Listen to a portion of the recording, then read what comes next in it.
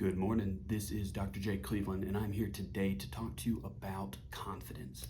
Now, confidence is an incredible tool that will help you in any and all categories of life. It'll help you in your personal relationships, it'll help you in your professional relationships, it'll help you in business, it'll help you in self-talk and self-work. Confidence is a tool that can be used appropriately to change your life. Now, one of the most common problems with confidence is that people don't really understand what it means. And so today, I want to talk just briefly about what confidence is and what it is not. And when we get that base understanding, then we can work on building and maintaining our confidence. So the first thing when we talk about confidence is understanding what it is not. Oftentimes people think confidence is this blind belief that you can do anything. That is absolutely not true.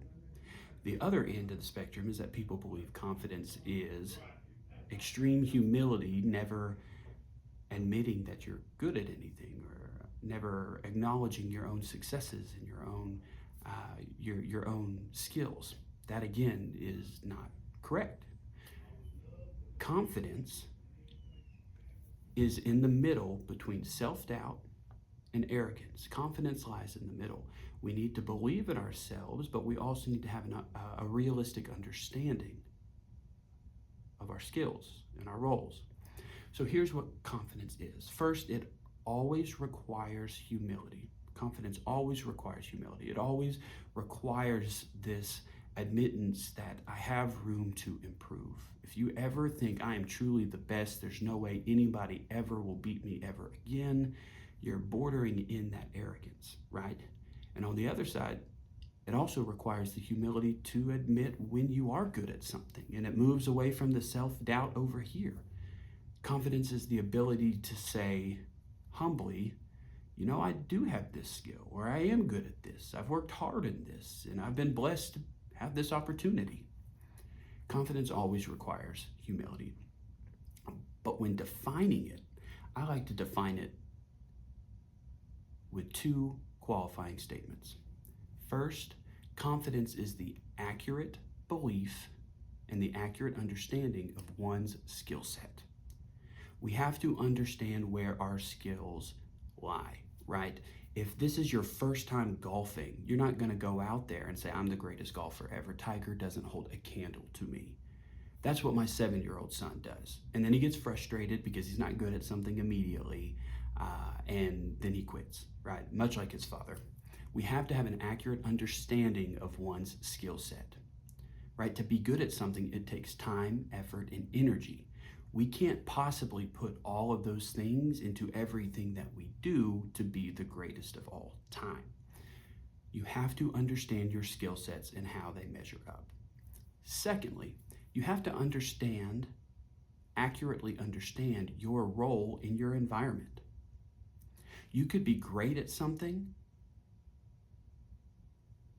but in the environment, your role or your expertise can shift. For example, I work out, I really enjoy working out.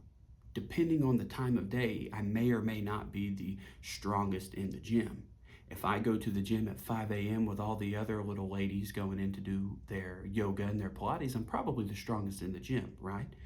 But if I go at 5 p.m. where all the big guys get off work from their construction jobs, or they get off work and they go to the gym, I'm definitely not the strongest, right? My role in the environment has shifted. You can be an incredible physician, but if you're in a room of other physicians that have equal to greater skill sets as you and more experience than you, then you're probably not the greatest physician in the room. That doesn't mean you're not a great physician. It just means there's more experience around you. Confidence is the ability to understand where your skills line up. It's the ability to understand where your role in the environment lines up, and the humility to accept both of those as facts without getting angry, upset, or letting self-doubt creep in. I want to give an example here.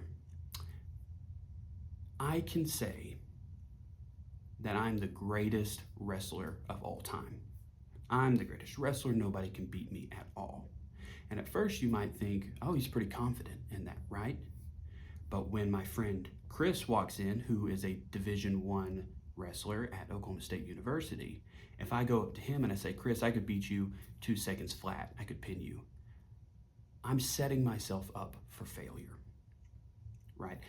I don't have the skills for that, and I don't understand my role there. I'm bordering on that arrogant side, right? That's not good. I'm setting myself up for failure. The more appropriate and confident approach is, man, I don't know wrestling at all. My friend Chris does. I bet he could teach me a thing or two, right? I understand my skills are not great. I understand my role in relation to Chris is that I'm going to get whooped every time, but I can learn from him. You see, here's the funny thing about confidence. When we finally grasp it and we understand what confidence is and we choose to live a confident life, it does a couple of things for us. First, it frees us from perfectionism. The ability to say, I'm not the greatest at everything and I don't have to be the greatest at everything.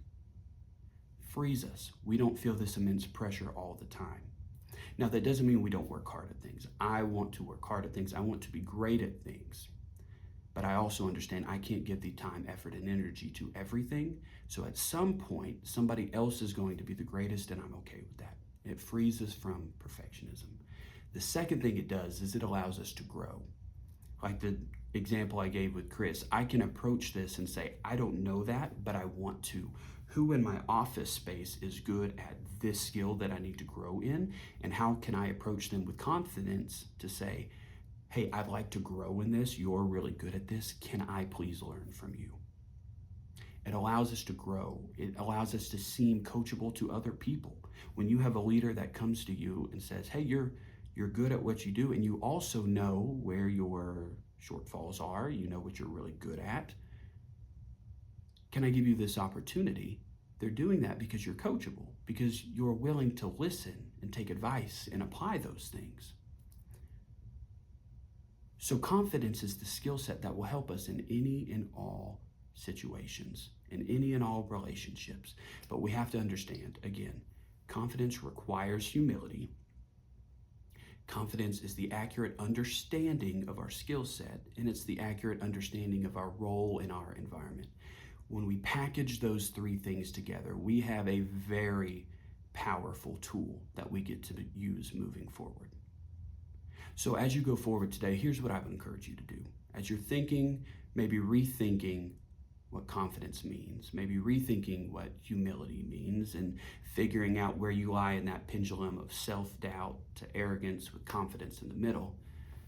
Look around and start asking, do I tend to lean more self-doubtful in things? Like I'm never going to measure up, I'm never good enough, and I feel like everybody else is too good? Or do I lean in that arrogance world where I'm better than everybody, I'm not coachable, and anybody who is truly confident feels like a threat? Ask yourself that, begin to look around, and I promise when we shift this paradigm in our mind, our confidence shifts, and we start having opportunities, and we start seeing growth, and things just work out. Thank you.